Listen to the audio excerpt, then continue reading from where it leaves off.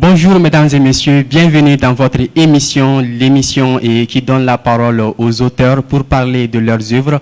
Nous sommes dans le train littéraire, une émission 100% littérature qui donne la parole aux auteurs et fait la promotion de leurs œuvres, que ce soit des ouvrages 100% littéraires, des romans, des essais, des pièces de théâtre, des nouvelles ou encore des ouvrages scientifiques qui traitent divers domaines d'activité ou diverses sciences.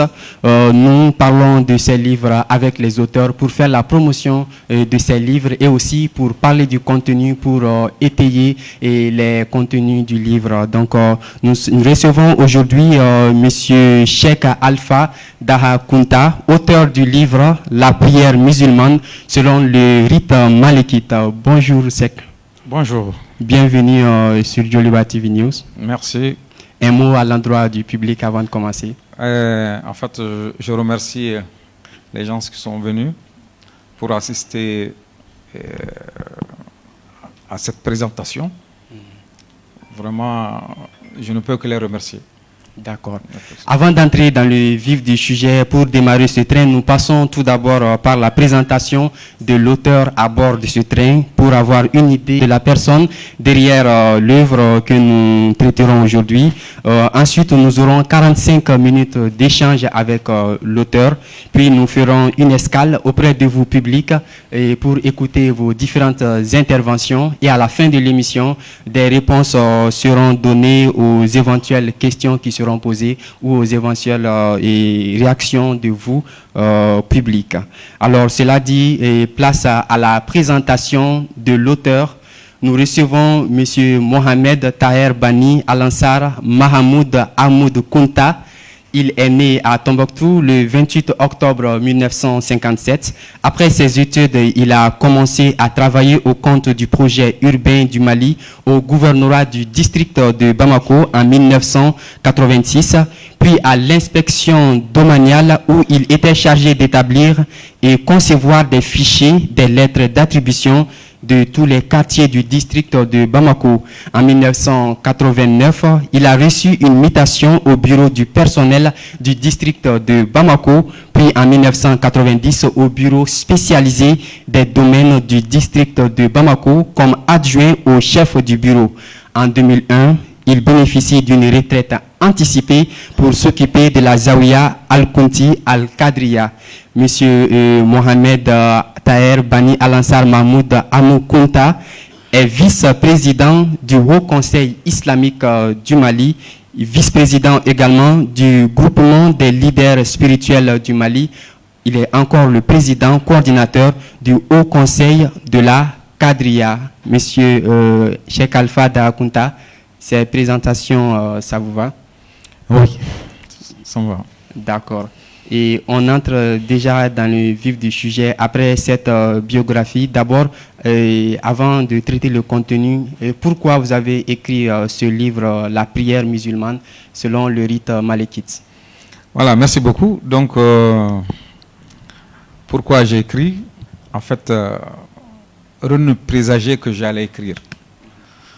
Et certainement, il y a des intellectuels comme le maire Iban Ndiaye, avec beaucoup d'autres intellectuels qui m'ont dit « Pourquoi tu n'écris pas ?» En ce temps-là, je n'avais pas vraiment dans la tête d'écrire. Mais c'est au niveau de la Zawiya Al-Kunti, Siz Al-Afebougou, que je donne des prêches, des jours de prêche 3 fois dans la semaine, les week-ends. Et moi, sur la prière musulmane selon le rite malékite.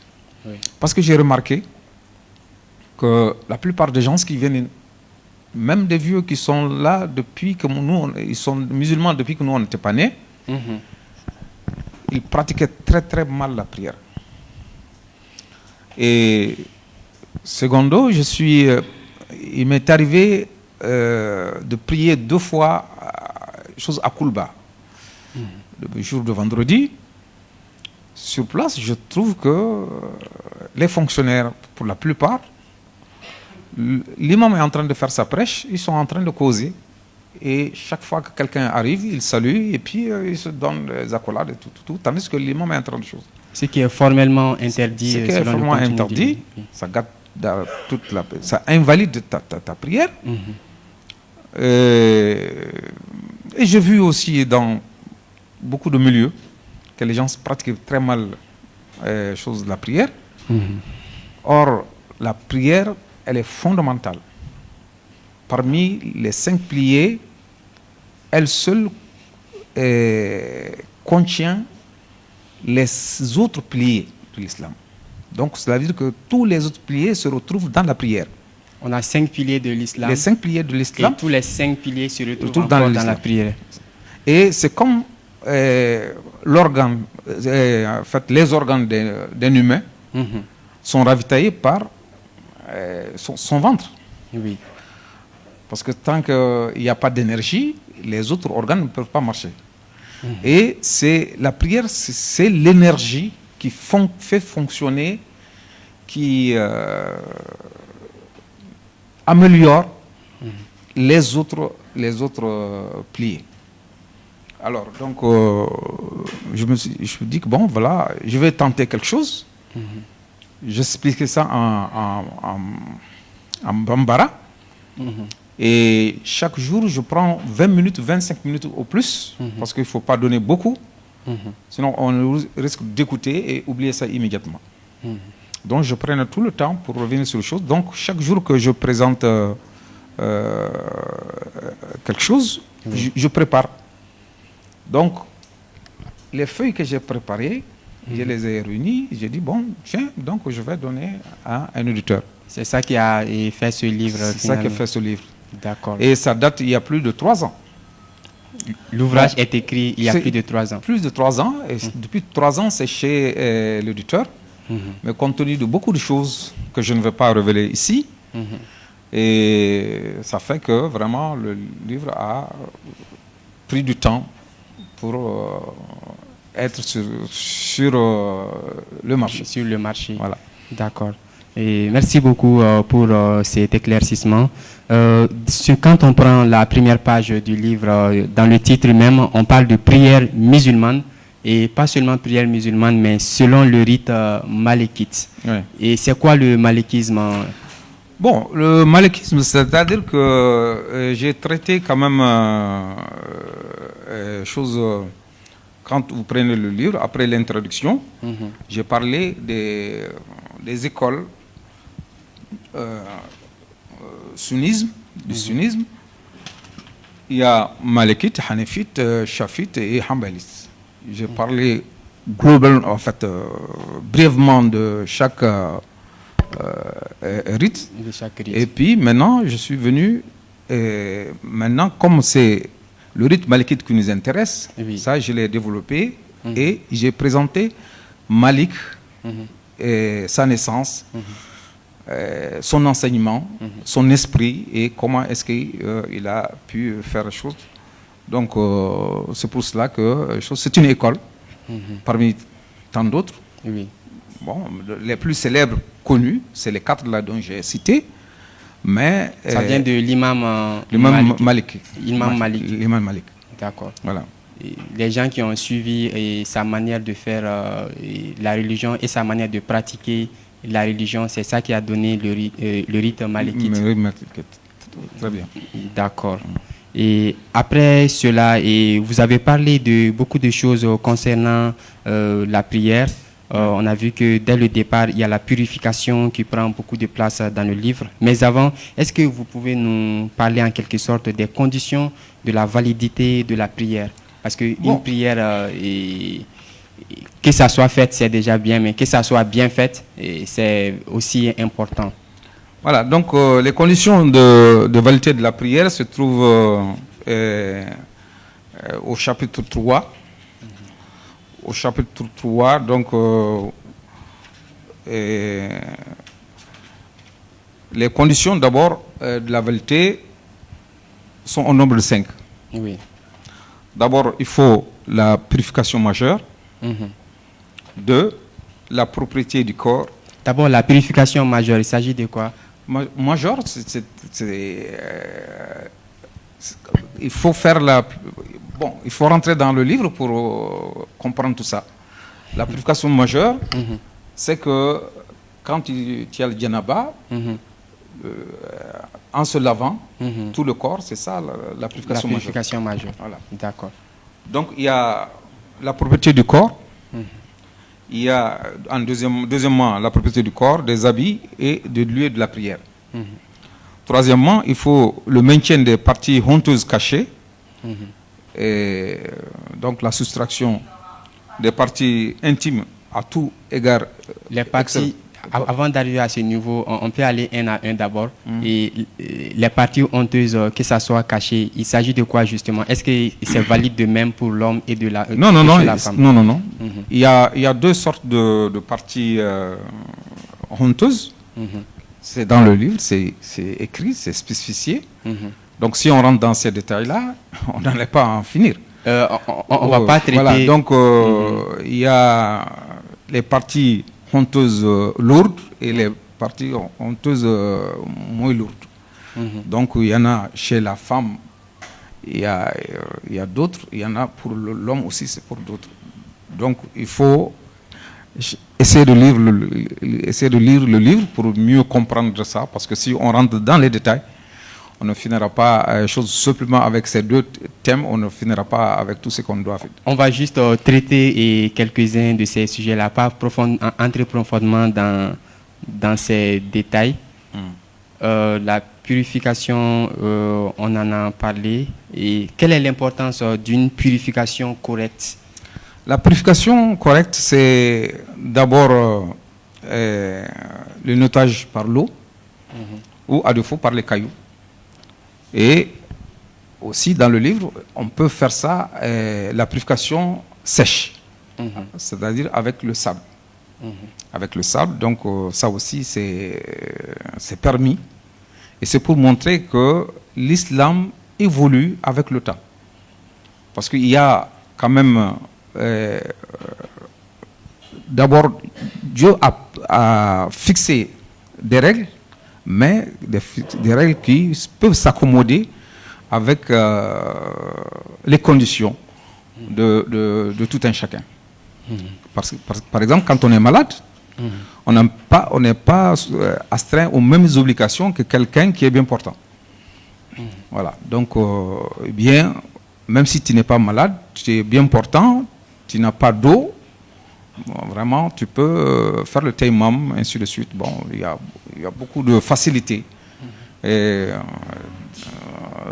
dans l'islam. Et concernant la purification, et vu que vous faites le constat chez les uns et les autres, c'est ce qui vous a poussé à écrire ce livre. Et est-ce que vous pouvez nous parler de quelques erreurs courantes que les gens commettent en faisant l'ablution et qu'on doit éviter? Bon, et d'abord, les gens, quand ils font l'ablution, ce n'est pas une condition nécessaire, mais il est demandé, c'est quand on fasse les ablutions qu'on fait face à l'est. Il y en a qui donnent d'eau à l'est, il y en a qui, lorsqu'ils font la purification, ils sont en train de causer. Ou bien ils mettent tout un temps avant de laver une partie jusqu'à arriver à une chose, ils partent faire autre chose, ils reviennent. Donc vraiment tout ça c'est pas bon du tout. Donc la purification, quand on la commence, il faut, comme je dis, il faut faire face à l'est et commencer Bismillah. Et il y en a aussi qui disent que c'est au moment où on se lave la figure quand tu dois dire Bismillah, parce que la sourate qui indique l'ablution dans le Coran commence par laver la figure. La figure. Voilà. D'accord. Et vous avez si bien dit dans le livre, vous parlez des différents types d'obligations et concernant la prière même en soi, et aussi concernant l'ablution également. Vous avez parlé des actes d'obligation qui sont de la sunna, les actes méritoires, mustahaba, et des actions blâmables, réprouvables, mukruhat, et ainsi que des interdits et de l'ablution et de la prière. Et est-ce que le fait de ne pas savoir ces différentes règles, est-ce que ça peut impacter sur notre manière de faire? Bien sûr, ça impacte. Parce que si tu dois faire ton petit commerce ou bien tu dois travailler dans ton bureau, tu sais exactement tout ce que tu dois faire. Or, moi je crois que la finalité pour tout musulman, c'est d'adorer Dieu. Et pour commencer d'abord à adorer Dieu, il faut être pur. Et je voudrais dire ici que on peut constater que toutes les parties qui concernent la purification, c'est des parties externes qui soulagent même le cœur de l'individu. Et c'est prouvé scientifiquement parce qu'auparavant, lorsqu'il n'y avait pas les médicaments, quand quelqu'un souffrait, on lui mettait des bandes sur le visage et puis sur l'extrémité des pieds, ainsi de suite, pour soulager ces maux. Donc, la purification soulage d'abord le cœur. Ça soulage le cœur et ça te purifie. Ça te purifie. D'accord. Et dans le livre, je vois que ça prend une grande place dans le livre de la page 27 à la page 52. On parle uniquement de l'ablution, comment faire l'ablution et les différents types d'ablution, comme il a si bien dit, et avec l'eau ou avec la terre. Et c'est un sujet vraiment abordé dans le livre. Maintenant, et nous allons directement dans le vif du sujet, comme le dit le titre du livre, la prière musulmane. Et dans la prière, vous avez parlé des actions méritoires de la prière et aussi des actes blâmables au cours de la prière, des actes que les gens commettent souvent et qui peuvent impacter sur la qualité de notre prière. Oui, comme tout ce qu'on va aborder ce qu'on a abordé dans le livre, il y a ces conditions-là. Il y a d'abord les conditions obligatoires.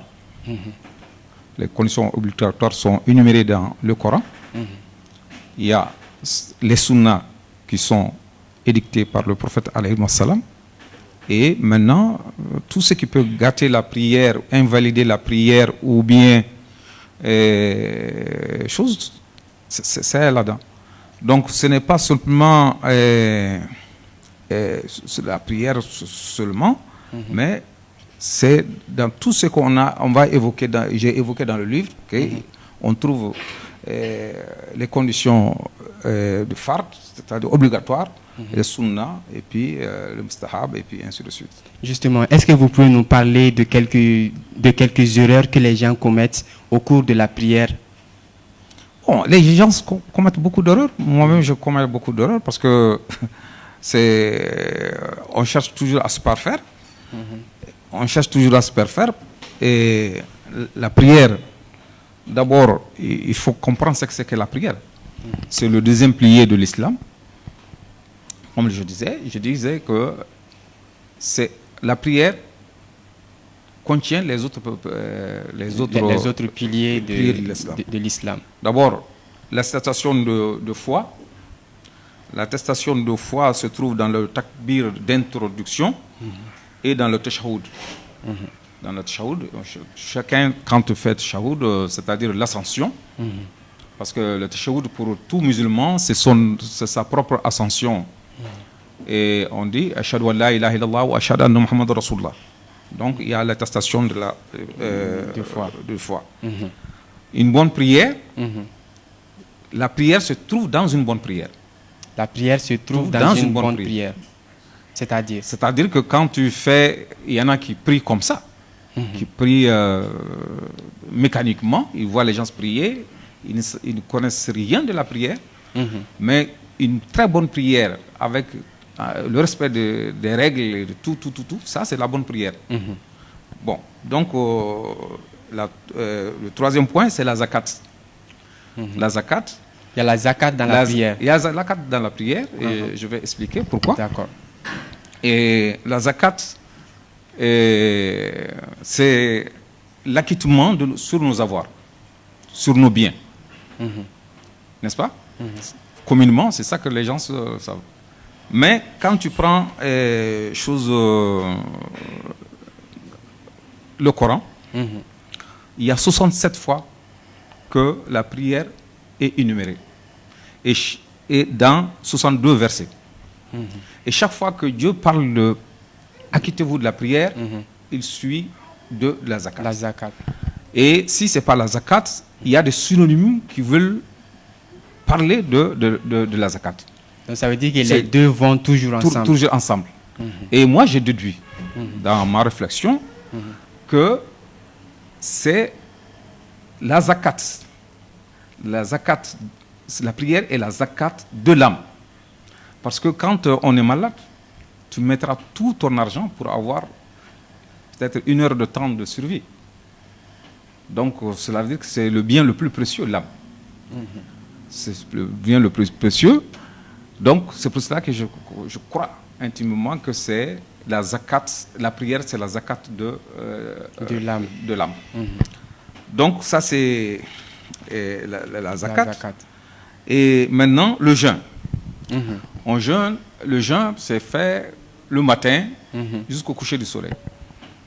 Et quand on observe la prière, depuis tu commences la prière, takbir al-ihram, c'est-à-dire d'introduction, Allahu Akbar, jusqu'à finir, il t'est défendu de manger et de boire. Ça c'est le jeûne. Donc on est dans la prière, on est dans le jeûne. On est en train de jeûner aussi. Et maintenant, 5e, c'est de faire le pèlerinage. Le pèlerinage, oui. Alors, aucune prière n'est validée si tu ne fais pas face à la Qibla. Oui. La Qibla, c'est le lieu de pèlerinage. Le lieu de pèlerinage et c'est la Mecque. Donc, on retrouve de façon très scientifique les 5 piliers dans la prière. Et c'est ça que je voulais faire comprendre. Et maintenant, comme tu l'as dit, la purification, ça prend beaucoup de parties. Oui. Après, il y a aussi un chapitre sur les maintiens des parties cachées. Les parties cachées. Là, il y a les parties lourdes et puis les parties légères. Pour l'homme et pour la femme, c'est différent. Il y a aussi l'orientation de la Qibla, où j'ai essayé d'expliquer que la Mecque, c'est l'ombril de la terre, scientifiquement. J'ai démontré. Scientifiquement, c'est démontré. C'est dans le livre, il faut le lire. C'est le nombril de la terre. Oui, bien sûr. Donc maintenant, c'est comme, par exemple, on a des charges en nous-mêmes, le courant, ainsi de suite, tout, les appareils agissent sur les individus. Maintenant, quand tu fais ta prosternation, tu te décharges de tout ce que... De toutes ces énergies. De toutes ces énergies-là. Oui. C'est comme, par exemple, je suis parti sur un fait très banal. Quand tu construis ta maison et que tu ne veux pas qu'il y ait de surcharge dans la maison, tu fais une prise de terre. Quand tu fais une prise de terre, donc chaque fois qu'il y a une masse, c'est la prise de terre qui absorbe l'excès d'énergie et ça ne fait pas de choses. Et c'est la même chose quand on se décharge. Chaque fois qu'on fait la prière, on se décharge des énergies négatives.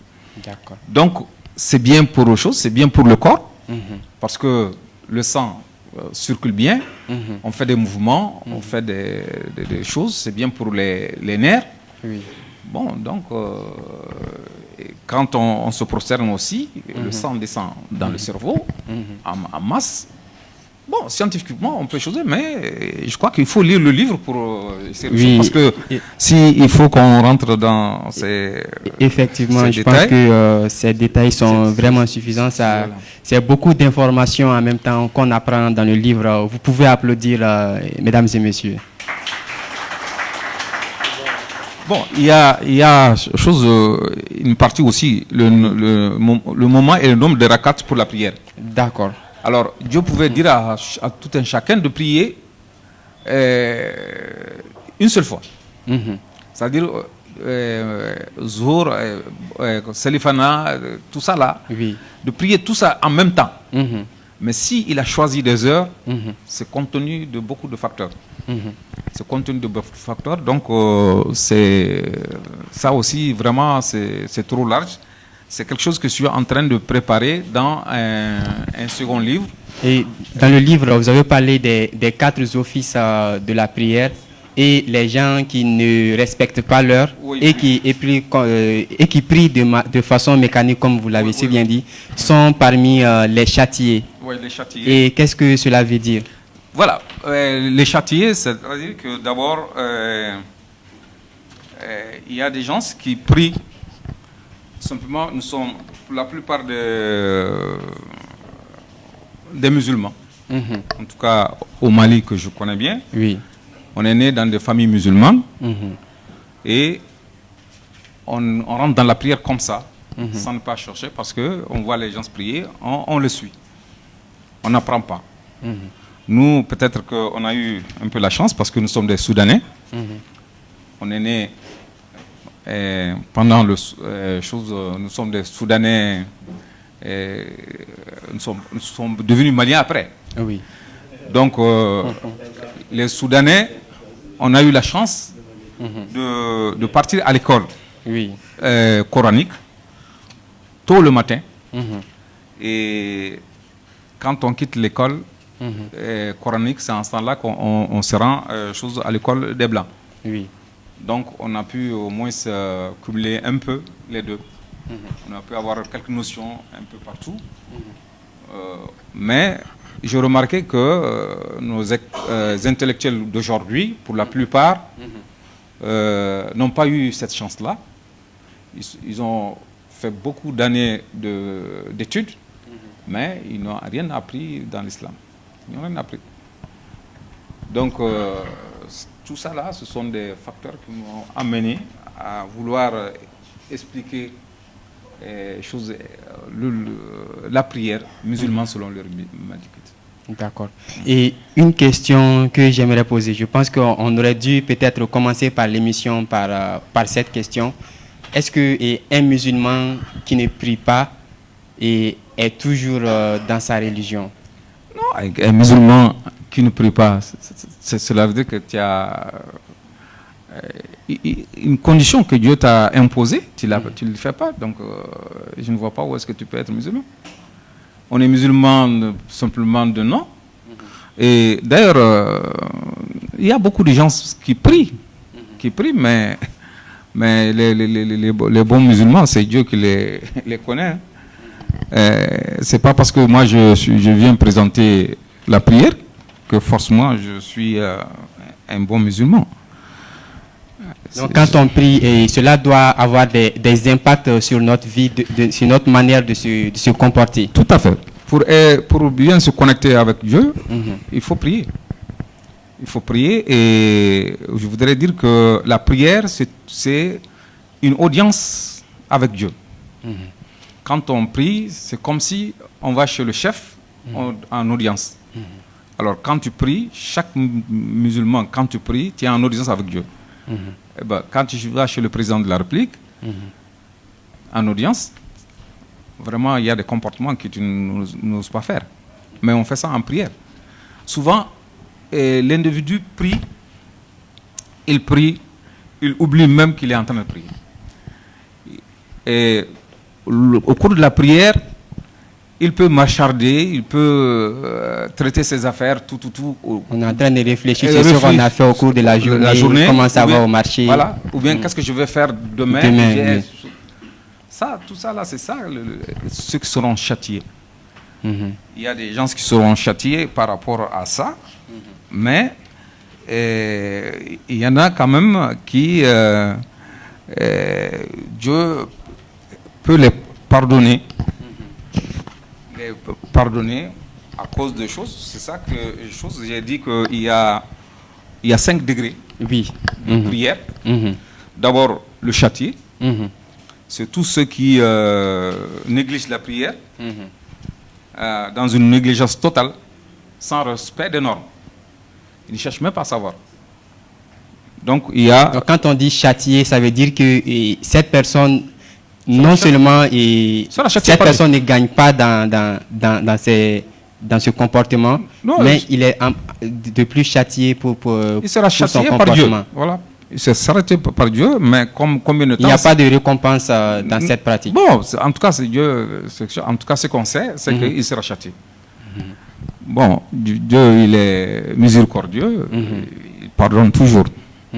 Deuxièmement, les jugés, ceux qui sont jugés. Celui qui pratique la prière avec un esprit évadé, jusqu'à la fin de la prière. Comme je viens de le dire, il traite, lors de la prière, il traite de tous les sujets. On est pressé de terminer. Voilà. Donc, tu ne sais même pas, j'ai fait combien de rakats, ainsi de suite. Bon, ça arrive à beaucoup de gens. Et maintenant, le troisième degré, c'est le pardonner. Ceux auxquels Dieu pardonne, il les juge, mais il va les pardonner. Ce sont ceux qui, par exemple, combattent leur âme en vue de parfaire leur prière.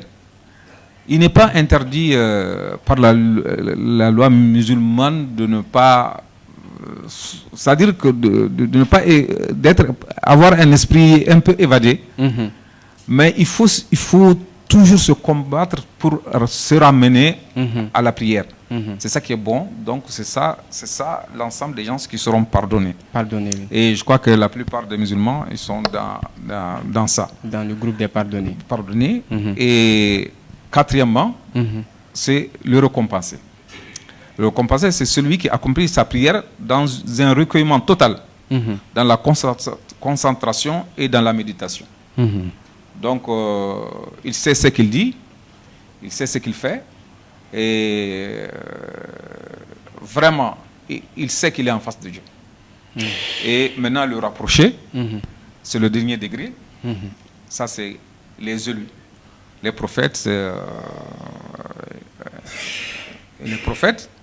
le degré le plus ultime.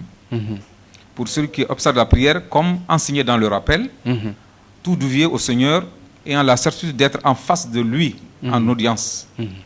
Donc, en oubliant sa propre personne. Bon, on nous a apporté, on nous a dit que dans un hadith, il y a un sahaba qu'on doit couper la main. En fait, je dis, si c'est pas vrai, donc qu'on me pardonne mes insuffisances. Donc on devrait le couper. Il dit non, attendez que je commence ma prière. Il dit quand il dit Allah Akbar, couper, il a tendu la main, on l'a coupé. Il y en a qui disent ça. Il y en a qui disent aussi que lors d'une prière, il y a un sahaba qui a été atteint par des flèches. Par d'abord une flèche, il a continué à la prière. Deuxième flèche, il a continué et avant, il s'est dit que maintenant, si je ne chose pas, ça va atteindre d'autres personnes. C'est en ça là qu'il a signalé aux gens pour quitter là-bas. Pour quitter, oui. Bon, aujourd'hui, même si un insecte te pique dans ta prière, tu oublies. Tu oublies choses. Donc vraiment, nous ne sommes pas comme ces gens-là. Et c'est la prière qui approche l'individu vers le parfait. D'accord. Et si les anges sont parfaits, c'est parce qu'ils ne font qu'adorer Dieu. Et c'est pour ça qu'ils n'ont même pas besoin de manger et boire. Parce que le fait de manger, le fait d'adorer Dieu, ça compense tout. Tu oublies tout ce que tu as. Donc, ils ne dorment pas, donc c'est des êtres extraordinaires. D'accord, merci et beaucoup. Chacun de nous aussi a une part. A une part d'échange, si on fait ce qu'il faut. On a une part des démons, on a une part des animaux, parce qu'on vit des animaux. Et celui qui n'a pas mangé le mouton, il a mangé la chèvre, ou bien le bœuf, ou bien le chameau, ainsi de suite, les poulets, la poulaille, tout. D'accord. Donc, on tire nos substances des animaux. D'accord. Merci beaucoup, Cheikh, de nous avoir donné toutes ces informations.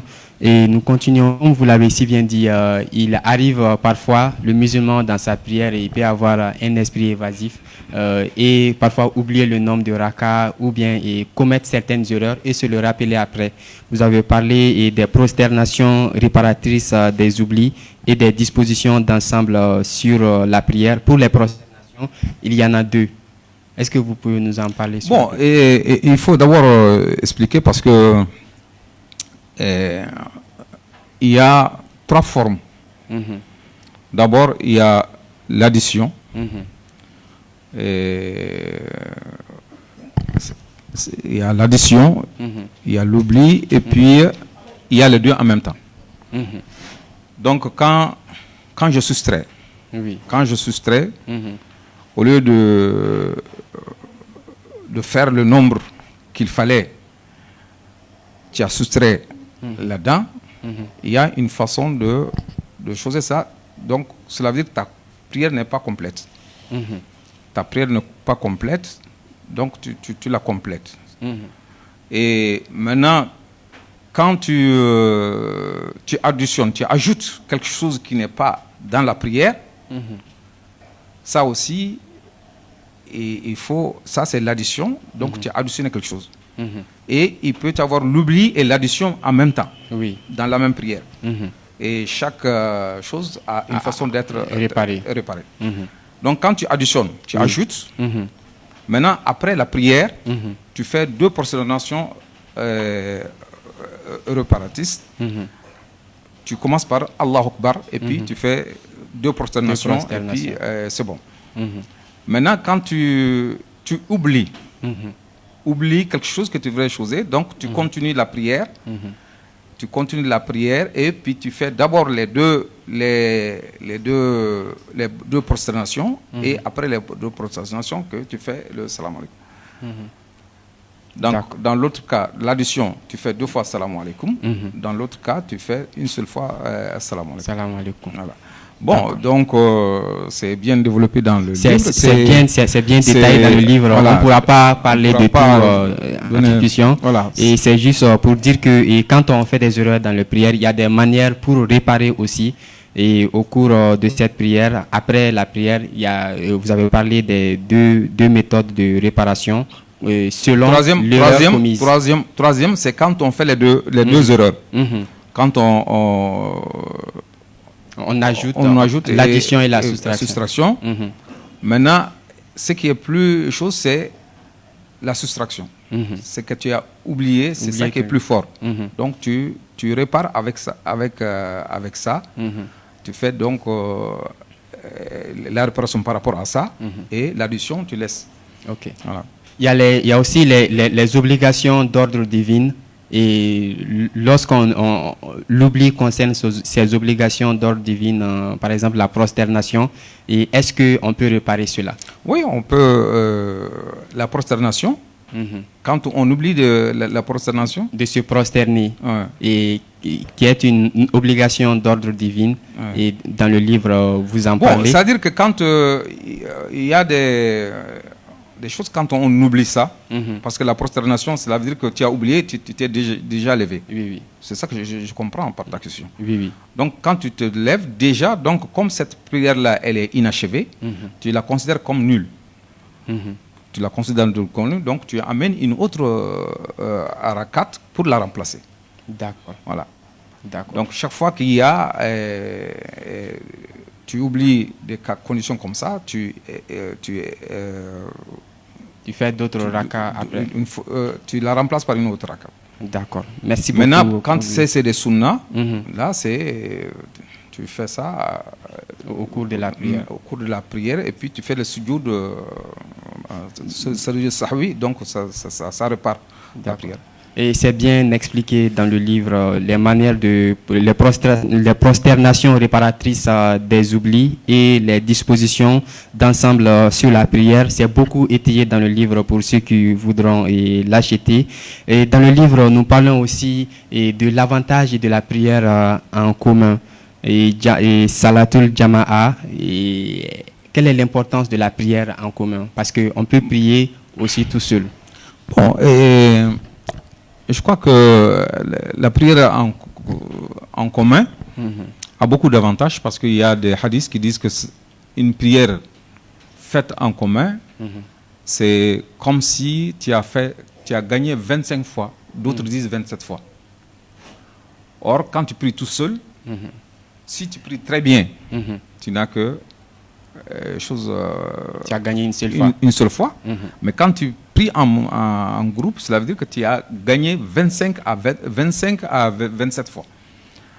Et il y en a qui disent aussi que le prophète alayhi salam a dit, quand tu fais la prière de Isha, parce que je ne peux pas expliquer exactement les moments. C'est-à-dire que chaque moment a des caractéristiques. Pourquoi on prie le matin, pourquoi on prie 14h, pourquoi on prie à 16h, pourquoi on prie Maghreb, pourquoi on prie Isha. Mais Isha, je voulais dire que le prophète alayhi salam dit que celui qui prie Isha en communauté, avec des gens, c'est comme si tu as prié la moitié de la nuit. D'accord. La moitié de la nuit. Ça, c'est l'importance de la prière en commune. Donc, dans la prière, Dieu n'a donné que de la promotion pour les gens pour qu'on puisse s'en sortir. Toujours dans cette continuité et parlant de la prière en commune, il y a la prière du vendredi également que certains ont tendance à négliger. Est-ce que cette prière est une condition est une obligation pour les musulmans? C'est une obligation. Un musulman qui ne prie pas, et c'est dans le livre, j'ai écrit ça. Si tu fais 3 vendredis consécutifs, tu ne vas pas à la prière, c'est comme si tu n'es pas. Le prophète dit que tu n'es pas de sa communauté. 3 vendredis sans aller à la prière. Sans aller à la prière, tu n'as pas d'argument. Tu n'es pas malade, tu es bien portant. Je suis moi-même, je fais ce que je veux. Je ne vais pas à la mosquée. C'est vraiment. Le prophète a maudit celui qui fait ça. Bon, maintenant, la prière, dans le Coran, il y a Surat al-Jumu'ah qui est là-dedans. Je crois que c'est la Surat 66, je crois, ou 62. C'est dans la Surat. Dieu a dit il faut aller à la prière le vendredi. Laisser toutes négoces. Bon, il y en a qui expliquent les 2 rakats par beaucoup de procédures. Bon, ça, je n'ai pas mis ça dans le livre parce que je suis en train de faire d'autres. Parce qu'on m'a demandé de faire les autres piliers. Que j'ai déjà choisi, mais moi, malheureusement, c'est un secret que je te dis, mais je ne veux pas que tout le monde entende ça. Ils n'entendront pas. Je ne peux pas, je ne sais pas manipuler l'ordinateur. Là, c'est difficile pour un docteur d'aujourd'hui. Voilà, donc c'est mes garçons qui m'aident par rapport à ça. Bon, ça dépend de leur disponibilité. Sinon, j'ai fini les autres pliés depuis longtemps. Mais je ne parviens pas à avancer beaucoup. Espérons que ça va bientôt sortir. Voilà. Donc vraiment, un musulman qui ne fait pas la prière le vendredi, le frère dit qu'il n'est pas de sa communauté. Hein. Il n'est pas de sa communauté. C'est clair. Donc il y a des choses qui sont beaucoup plus sensibles lors de la prière de vendredi que dans la prière même. Dans la prière, quand tu pries, quand tu parles, c'est-à-dire que quelqu'un te salue, tu parles, tu peux la réparer. Tu peux la réparer. Tu la répares parce que c'est une addition. C'est considéré comme une addition. Mais il ne faut pas parler parce que je veux parler. Comme les cadeaux là, ils font là. Non. Il faut c'est-à-dire que comme quelqu'un a dit salam alaikum, bien, il a parlé quelque chose comme ça, instinctivement, tu as répondu. Tu as répondu, oui. Bon, là, on peut réparer parce que c'est une addition. Ça devient une addition. Cette addition-là, c'est après la prière que tu fais les 2 prosternations. Mais, lors de la prière de vendredi, tu ne dois pas parler. Tu ne dois pas piétiner les gens pour aller devant. Tu ne dois pas piétiner les gens pour aller devant. Et il y a des hadiths et tout ça qui sont là-dedans. Et quand tu dis à quelqu'un tais-toi, c'est comme si toi aussi tu as parlé. Oui, effectivement. Vous en Tu ne parlez dois pas, dans le livre. tu ne dois même pas bouger le doigt. Tu ne dois pas t'amuser avec quoi que ce soit. Tu dois te concentrer sur ce que l'imam est en train de dire et sur ta prière. Même si tu ne comprends pas ce qu'il dit, Mhm. peut-être que ton cœur va participer. D'accord. Il y en a qui ne comprennent pas, mais ils sont assis en train de pleurer. C'est comme si ils sentent quelque chose en eux. Ils sont connectés à ce que Connectés, l'imam voilà, dit. c'est- D'accord. Il y a beaucoup de sujets qui sont traités dans ce livre. On ne peut pas parler de tout. Il y a, en plus des prosternations, la prière en commun. On parle aussi des avantages et mérites de la prière en commun, et la prière du vendredi. Aussi la prière du voyageur. Et une personne qui voyage, comment il peut prier ou rattraper ses prières. Il y a aussi la question selon laquelle un imam peut être remplacé par un autre au cours de la prière. Beaucoup de questions qui sont abordées et étayées. Et cumulation collective de Maghreb et Isha. Et ça, c'est dans quelles conditions on peut cumuler ces deux prières? Bon, on peut cumuler les deux prières. Maghreb, c'est Lanzara. Non, Maghreb, c'est Et Fitri. Ouais. Et Isha, c'est Safo Safo, dans le jargon populaire. Voilà. Oui. Voilà, donc il est dit qu'on peut cumuler les deux prières en cas de tornade Mhm. ou bien s'il y a de la boue un peu partout. En fait, il y a des conditions vraiment qui ne sont pas qui ne favorisent pas à ce que les gens viennent. Oui. Comme la pluie, la tornade. La comme tornade, la- ensuite, l'obscurité totale, ainsi de suite, même l'insécurité à un certain niveau. Mhm. Donc, on peut cumuler les deux Cumuler prières. les deux, oui. Cumuler les deux prières Mhm. et avec le rythme malékite, Mhm. l'heure à laquelle on prie Maghreb, Mhm. on attarde un peu. Mhm. On attarde un peu de quelques minutes ou bien le temps de faire une rakat, deux rakats. Mhm. Puis maintenant, on commence la prière Mhm. de Maghreb. Oui. Quand on finit la prière de Maghreb, Mhm. on fait l'appel et le rappel, et puis on fait la prière de Isha. De Isha. Donc quand on fait les deux prières, même si quand on finit de prier, Mhm. le temps devient normal, il n'y a plus de choses, donc la prière reste valable. Valide. Mais on ne peut pas faire les deux prières à la maison. Hein? Mhm. Non. Il faut faire ça à la mosquée. À la mosquée À seulement. la mosquée. Mhm. Rien qu'à la mosquée. Et ceux qui sont tenus aussi à dormir à la mosquée, et ils ne sont pas tenus de participer à cette Non, prière. oui, non, tu peux participer à la chose à la prière, de cumulation, mais il faut faire en sorte que l'heure de la prière de Isha ne te trouve pas dans la mosquée. Si l'heure de la Isha te trouve dans la mosquée, tu seras obligé de reprendre Isha. Parce qu'on a fait le cumul pour que les gens puissent rentrer Rentrer chez eux. Et si tu restes dans la mosquée, tu es obligé de reprendre. De reprendre. D'accord. Merci beaucoup pour ces informations. On continue toujours, on parle... Il y a un camp qui me chose trop dans la tête, c'est-à-dire la prière de demander la pluie. La prière, oui, pour demander la pluie. La pluie. Oui. Donc, de nos jours, les gens ne se font pas exactement comme c'est dit dans le livre.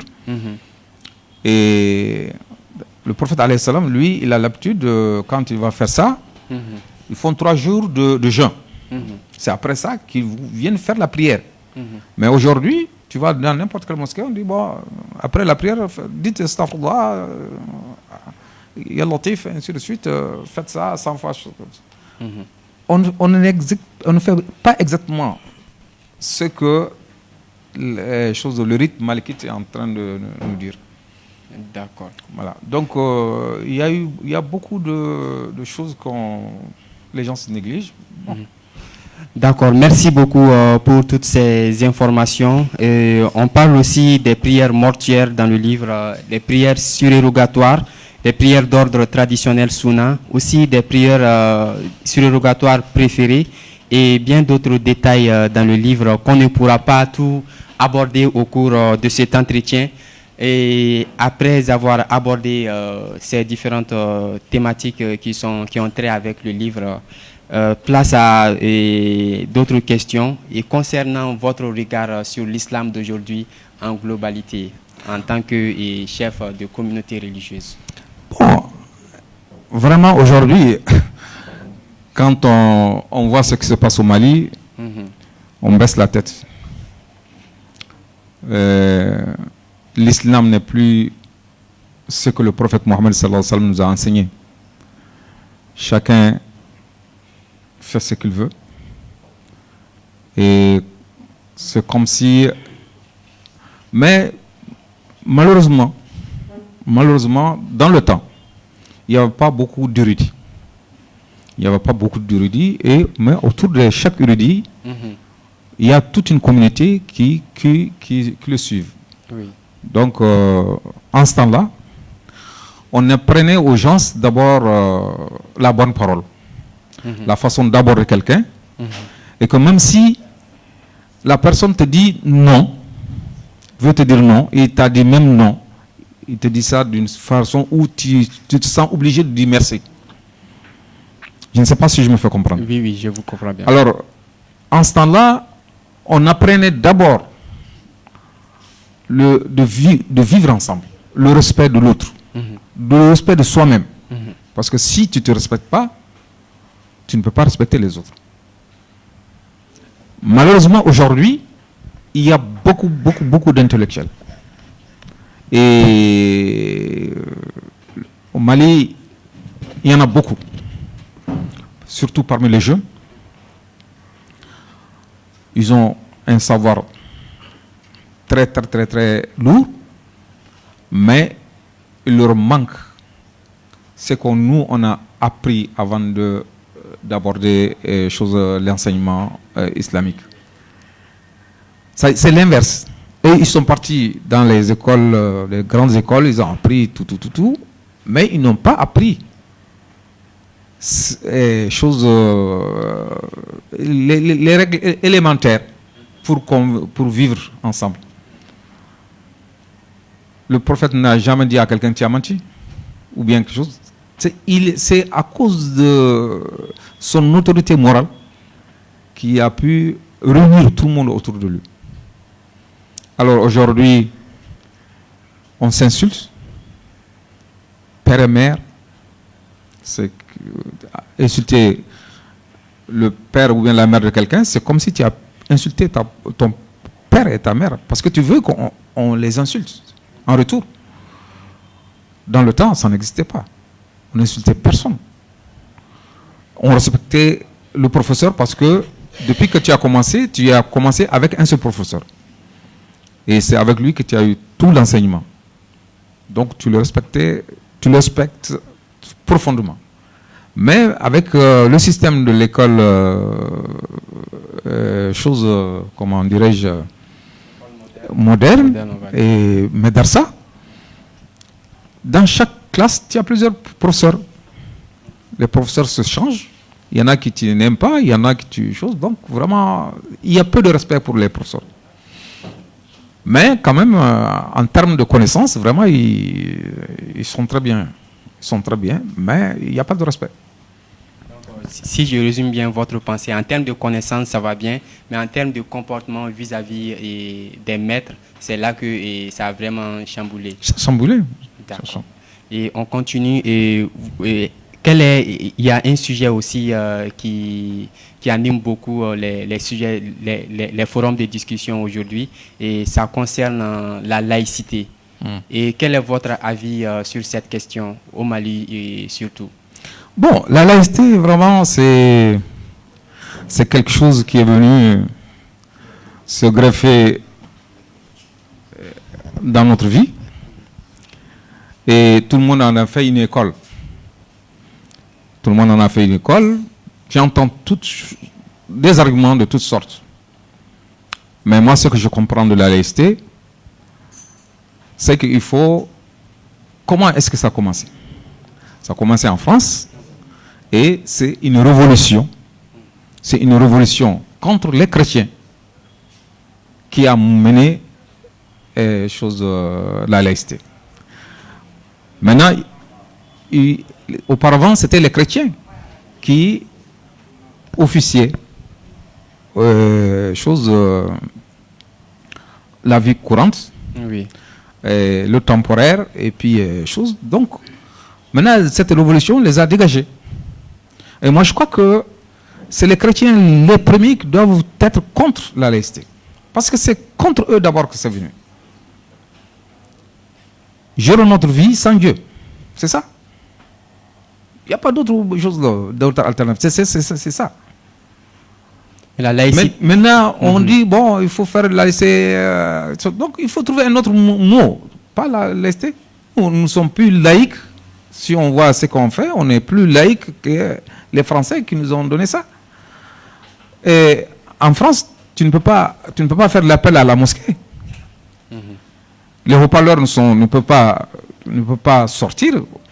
Et ici, les chrétiens, ils passent toute la nuit à danser, à faire tout. Et on supporte ça. On fêtait Noël, Pâques. Mais auparavant, il n'y avait pas de fête pour les musulmans. C'est récemment seulement qu'on a pu avoir pour le Mawloud, pour ainsi de suite. C'est récent. Ce n'est même pas une dizaine d'années qu'on a... Bon, le Mawloud peut-être depuis autant de Modibo. Oui. Voilà, mais les autres là, on vient de les avoir. D'accord. Voilà, donc les gens sont en fait une école de discussion, tout, et c'est ça qui même a divisé, a affaibli les musulmans.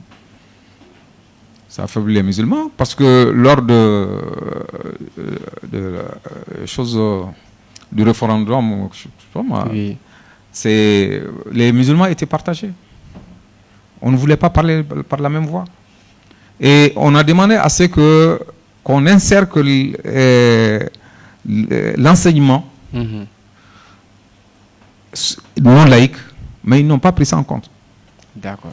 Et nos gouvernants, les chefs, les grands commis de l'État, ils ont tout appris des Blancs. Ils ont tout appris des Blancs, donc ils ont l'esprit de ces gens-là. Et rares sont ceux qui maîtrisent un tout petit peu l'islam. Même moi, je ne maîtrise rien. Hein. J'essaie de faire de mon mieux, mais oui, je ne maîtrise rien du tout. Voilà, je ne maîtrise rien du tout. Mais je sais que je vaux mieux que beaucoup d'entre eux. D'accord. Merci beaucoup pour votre avis sur la question. C'est un sujet vraiment profond et on ne pourra pas entrer dans les détails de ce sujet concernant la laïcité qui a animé beaucoup les forums de discussion ces derniers temps. Et nous sommes à la fin de cet entretien de 45 minutes ou plus. On a pris beaucoup plus de temps que prévu, mais on va donner la parole au public pour réagir lors des discussions sur le sujet et aussi s'ils ont des mots à dire à l'endroit de l'auteur. Alaikum. Merci beaucoup. Je voudrais remercier mon grand frère, notre grand cheikh, Mohamed Mahmoud Hamou Kunta. Merci beaucoup. Je voudrais le féliciter aussi. Mais pourquoi? Parce que le sujet qu'il a choisi, c'est un sujet qui est très très important. Dans l'islam, on a 5 obligations, n'est-ce pas? 5 obligations. Ashhadu an la ilaha illallah, une fois, c'est fini. Zakat, si tu n'as rien, tu n'as pas quelque chose, c'est fini, c'est pas obligation. Pèlerinage, si tu ne peux pas, c'est fini. Pour le Ramadan, jeûne, si tu ne peux pas, on t'excuse. Mais la prière, c'est les seules choses qu'on ne te laisse pas. Ça, c'est obligatoire. Même si tu es malade, en tant que ta conscience est là, tu es obligé de le faire. C'est ce qu'il a choisi comme thème. C'est pour cela que je lui dis félicitations et merci. Assalamu alaikum wa rahmatullahi wa barakatuhu. Ami bela jine fo. Rama bi anga Sheikh fo ananga fa anan karamgo Sheikh Alpha Dahakunta aka ni liburina. Rama bi nawa bela jine fo. Aye liburu min choisi ani aye terme ni choisi no ye seli re ni selte islamerati.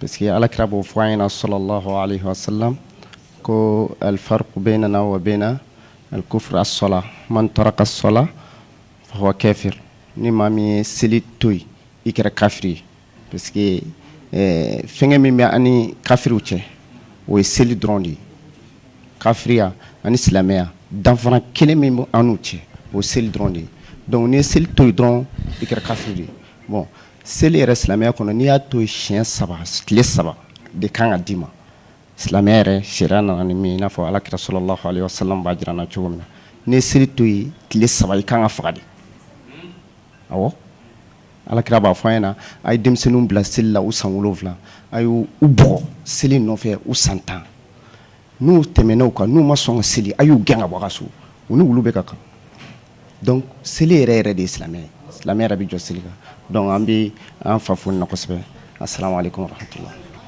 Modi Cissé, enseignant à la retraite, chef de village. Donc c'est pour féliciter notre frère et ami Kunta pour l'idée géniale qu'il a prise autour de notre système d'adoration qui est la prière. La prière, comme il a dit et comme on le sait, c'est pratiquement le soubassement de tout le système d'adoration. Les camarades l'ont dit ici, je ne répéterai pas. Donc c'est un appel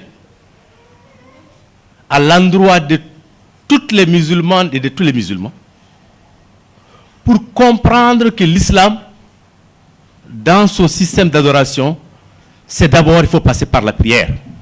C'est extrêmement important. Quand on rate la prière, pratiquement tout est parti. Et dans la prière, je pense qu'ils ont parlé des ablutions. Donc tout un système, toute une procédure à travers laquelle il faut respecter et considérer et faire avec attention.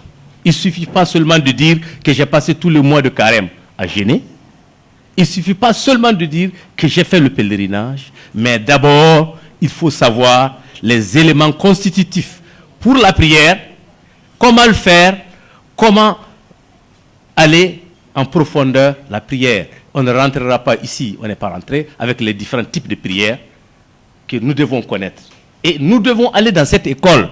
Nous sommes musulmans de naissance, mais en réalité, il faut qu'on apprenne le contenu de ce que notre religion nous dit pour avoir un bon système d'adoration. Et je le salue par rapport à cette idée géniale pour avoir choisi dans son livre la prière.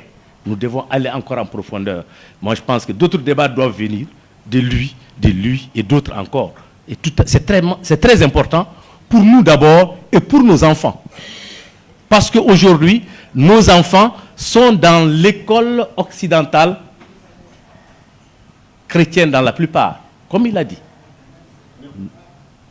Il faut que nous nous levons pour que demain, nos enfants sachent que la prière, ce que ça représente. Ce n'est pas seulement venir, j'ai fait les 4 rakas, j'ai fait les 3 rakas, j'ai fait les 2 rakas du matin. Non. C'est un produit dans le système d'adoration que nous devons connaître, femmes et hommes. Merci beaucoup, mon frère. Je vous remercie. Toutes mes félicitations. Salam alaikum wa rahmatullahi wa barakatuh. Je crois que je vais m'exprimer, Inch'Allah, en Bambara, parce qu'il y a beaucoup de personnes aussi qui s'expriment en Bambara mieux qu'en français, Inch'Allah. Je félicite notre cher papa, Ganim Baranyumaina, surtout ce qui ressort dedans, le rythme malikite. C'est ça qui m'a beaucoup impressionné, Inch'Allah. Merci beaucoup. Encore longue vie à vous, cher père, Inch'Allah. Mbenani Labain, Alhamdulillah, Chewugo ko bi wajul be hors cadre là. Wajul bi abora a cadre kono abora contexte kono. ko demsenu bi ku kalana mais la manière de s'exprimer au tout boulot.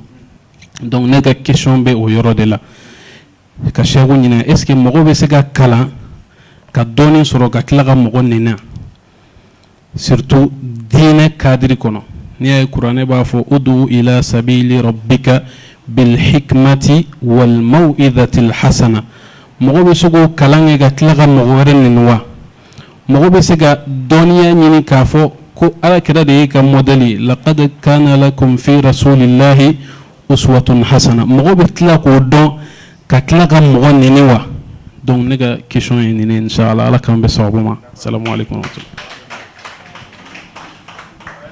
Salam alaikum. Donc, Cheikh, c'est juste pour vous féliciter, vous remercier. Et je profite de l'occasion pour féliciter Djeliba aussi. Parce qu'on a voulu ce débat depuis plusieurs mois, plusieurs semaines. Dieu l'a voulu ainsi. Et j'espère qu'il y en aura d'autres. Seulement, j'avais une préoccupation. Je ne sais pas si on va avoir l'occasion d'en parler. Très souvent, sur les réseaux sociaux, on nous parle du fait que les hadiths ne sont pas bons. Subhanallah, moi, je n'en sais rien. Les hadiths, très souvent, il y a beaucoup de problèmes. Apparemment, les hadiths qui sont Bukhari, Muslim, Nasaï, etc. Il y a beaucoup de gens qui dénoncent ces hadiths-là. Et très souvent, on nous explique même que les prières sont complètement expliquées dans le Coran. À savoir le nombre de rakas, si on parle de Fajr, si on parle de 14h, 16h ou même Maghrib, Isha. Moi, je voulais en savoir un tout petit peu. Qu'est-ce que vous pouvez nous dire par rapport à ça? Est-ce que le Coran nous parle de tout ça? Ou bien c'est le prophète qui nous a donné un certain nombre de choses dans la précision même de la prière? C'est de ça dont il s'agit. Parce qu'on parle de la prière aujourd'hui et c'est très important pour nous autres. Et une fois de plus, merci d'avoir pensé à ce livre. J'espère que chacun de nous va s'en approprier. Parce que moi-même, quand j'ai commencé je l'ai lu. Très souvent, tu te poses des questions. Pendant toutes ces années, tu as prié. Est-ce que vraiment... Voilà, bon. Merci bien.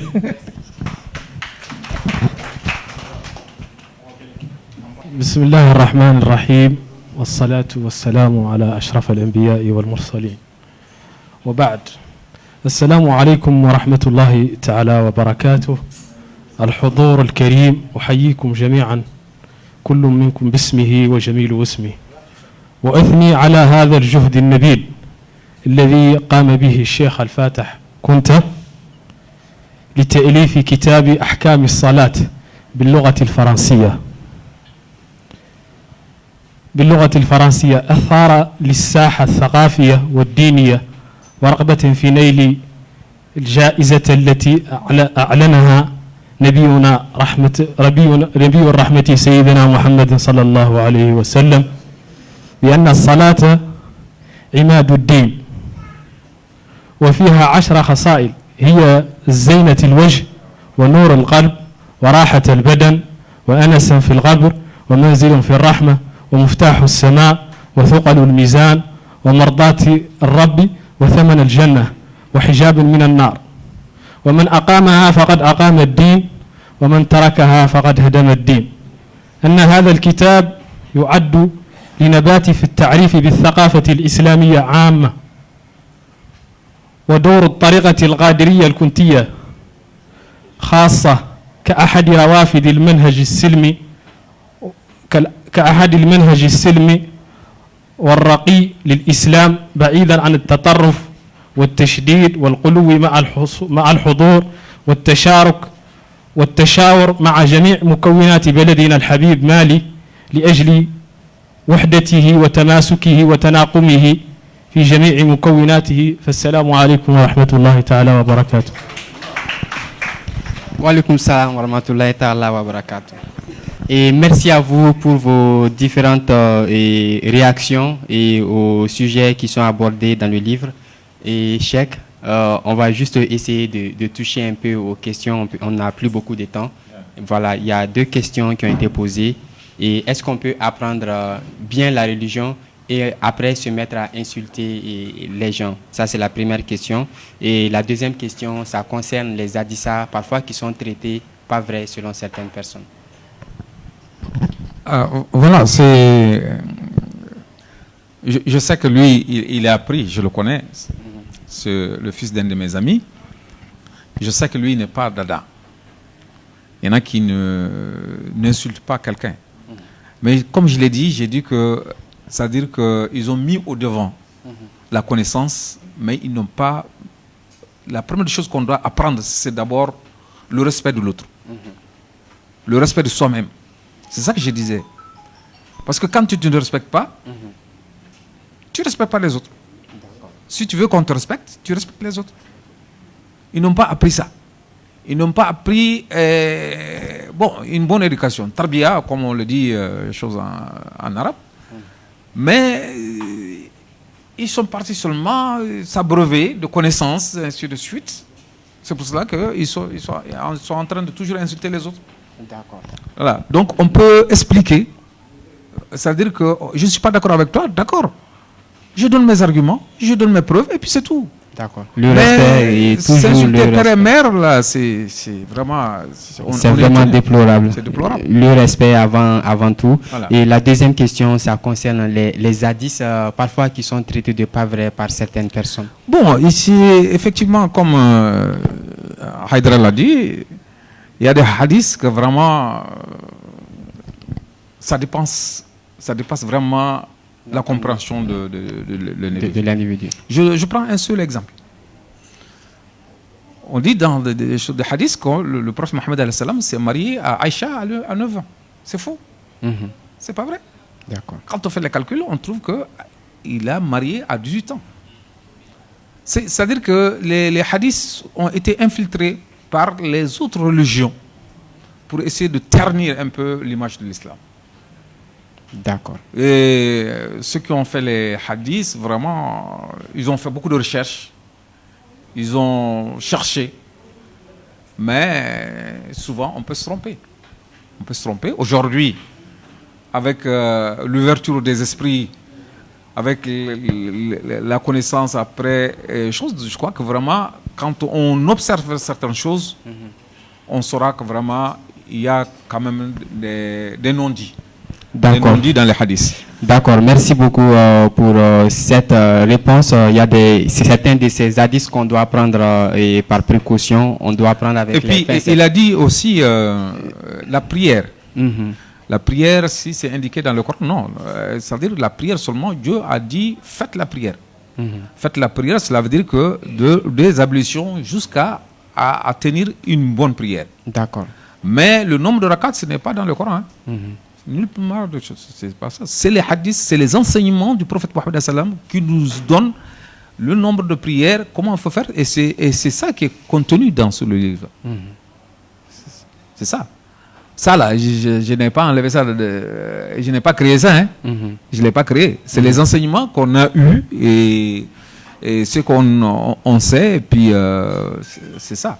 Et lorsque j'ai fini, j'ai donné au docteur Hamza Maïga, que je n'ai pas pu joindre, je ne sais pas chose, je voudrais qu'il soit là pour témoigner. Donc, j'ai fait la relecture avec lui.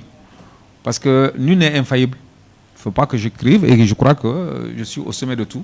D'accord. Or, je ne suis qu'au tout début, comme tout le monde. D'accord. Tout le monde est au début et personne n'est au sommet, sauf le prophète Mohammed sallam. Merci beaucoup, Cheikh Alpha Daha Kunta. Vous pouvez applaudir pour l'auteur, s'il vous plaît. Nous sommes à la fin de cet entretien et vous pouvez nous parler, nous dire votre dernier mot. Mais avant, et quels sont vos futurs projets d'écriture? Bon, comme je l'ai dit, j'ai déjà fait les 4 autres piliers. Bon, maintenant il reste simplement à les faire sortir. Et je crois que ça ne va pas souffrir de la même chose parce que ça fait au moins 3 ans. Ça a attendu pour paraître. Et là, je vous dis que c'est un administrateur, grand administrateur de l'État, parmi les militaires, qui a appris que j'ai un livre chez un auditeur et il m'a donné tout de suite l'argent pour aller faire sortir ça.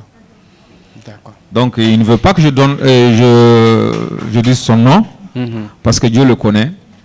Donc, c'est largement suffisant. Il sera récompensé. Et à cause de ça, moi aussi, j'ai dit que bon, je ne le vends pas, les livres. Les livres ne sont pas vendus. Les livres là, la première sortie, de 500, j'ai distribué ça entre les gens que je connais. Et malheureusement, j'ai écrit à toutes les institutions, ça il faut que je le dise, et pour leur dire que je veux leur donner les livres gratuitement. Ce n'est pas parce qu'ils n'ont pas l'argent pour aller payer, mais ils n'ont pas le temps d'aller chercher le livre. Maintenant, c'est le livre qui vient les chercher. Pour que quand ils prient, qu'ils voient exactement ce qu'ils sont en train de faire et ce qui est dans le livre, si c'est conforme. D'accord. Malheureusement, Salek Bali. C'est Salek Bali, patronat, oui. Le patronat, le chef du patronat, c'est lui seul qui m'a accueilli. Il m'a accueilli et puis je lui ai donné un certain nombre de livres. Mais il m'a dit que moi, j'en ai besoin de 50 vaches. D'autres exemplaires. Voilà, je vais donner à mes collaborateurs. D'accord. J'ai écrit à la primature, j'ai écrit au CNT, j'ai écrit au président de la République. Depuis janvier. Depuis janvier jusqu'à aujourd'hui, pratiquement, ils n'ont pas. Il y a leur quota. Espérons qu'ils vont bientôt répondre, Cheikh Alpha. Mais le président quand même a écrit. Nous sommes à la fin de cet entretien et votre dernier mot à l'endroit de ce public qui est sorti massivement et venir participer à l'émission. Bon, le public, c'est une partie de moi-même. C'est une partie de moi-même. Je ne vois que des êtres qui me sont très chers. Je ne peux que les remercier pour avoir fait chose qui était très loin, le cœur rempli de foi et de choses de l'islam. Ils sont venus ici, le cœur plein de l'islam. Donc vraiment, je ne peux que les remercier et que Dieu exauce nos vœux et que merci. Dieu nous maintienne dans la voie de son salut. D'accord. Merci beaucoup, cher public, d'avoir participé à cette émission. Fidèles téléspectateurs de Joliba TV News, nous sommes à la fin de cette émission et merci à l'équipe technique qui a largement participé à la bonne réalisation de cette émission. Merci également à Oumar Traoré. Oumar qui est là en train de suivre l'émission. Il a beaucoup participé à la préparation et je le remercie. Et aussi ce public qui est sorti nous suivre. Merci beaucoup à vous et c'est la fin de cette émission. Rendez-vous à la prochaine fois, c'est le train littéraire. Merci.